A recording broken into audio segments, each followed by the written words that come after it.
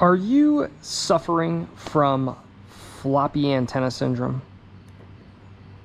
You know, I suppose as we age, we all can suffer from this sort of ailment. Maybe you've got the bend the one way or the bend the other, and you might think to yourself, God, there's just no way to fix this. But that's not true. At Just Car People Things, we promote fixes for floppy antenna syndrome, which is Craven Speed. These folks are made in the US. Really appreciate that. It's called the Stubby, and I particularly appreciate that there are instructions on the back. So we just got this Miata, this 2006 NC Miata. We've been doing work on it, tinkering with it, kind of trying to clean it up a little bit, make it look a little better. Potentially, it, you know, long term is a flip for us. So I just couldn't stand seeing this, and you drive down the highway and this thing just like looks like it's about to whip off the car. It just doesn't look right. So I bought this. They're $20. They're on Amazon. I'll put a link in the comments below here, the description below.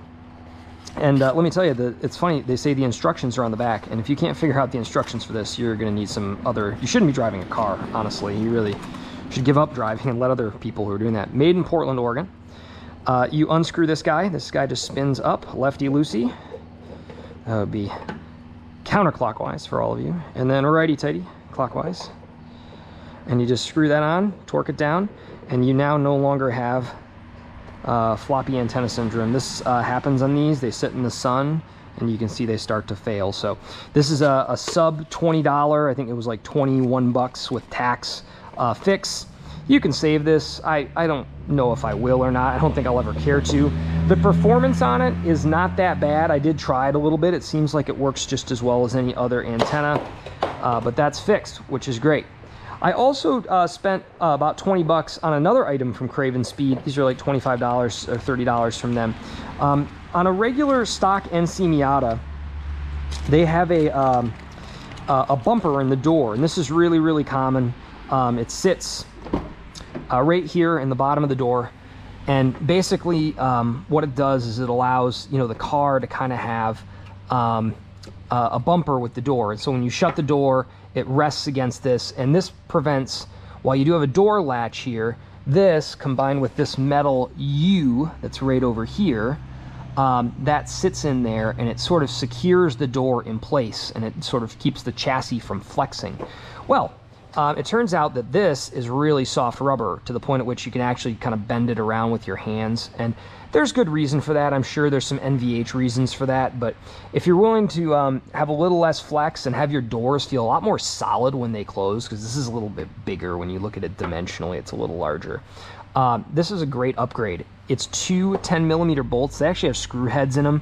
I use a 10mm socket. It's just easier to kind of zip in and out. And you don't torque them down crazy hard, so this thing can kind of float a little bit and figure out its happy place while the car's sitting still. But that said, it really reduces the flex in the doors. It also makes the doors sound a lot more substantial when they close. I know that sounds silly. So I don't know how much performance gain you really get out of these, but for less than $20, kind of a cool upgrade for the car. It was recommended through our friends at Miata.net and elsewhere. Here at Just Car People Things, we want to try to promote these organizations. Craven Speed's a US company. They do this stuff for Miatas, and it's cool that it's actually available on Amazon. So again, I'll put a link to these also in the description below. We got a good looking antenna.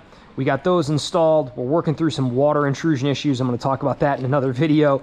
And there was a lot of swearing involved with that, but we'll show you some other cool stuff. But just wanted to share that these were a really, I think, great upgrade for the car for not a ton of money.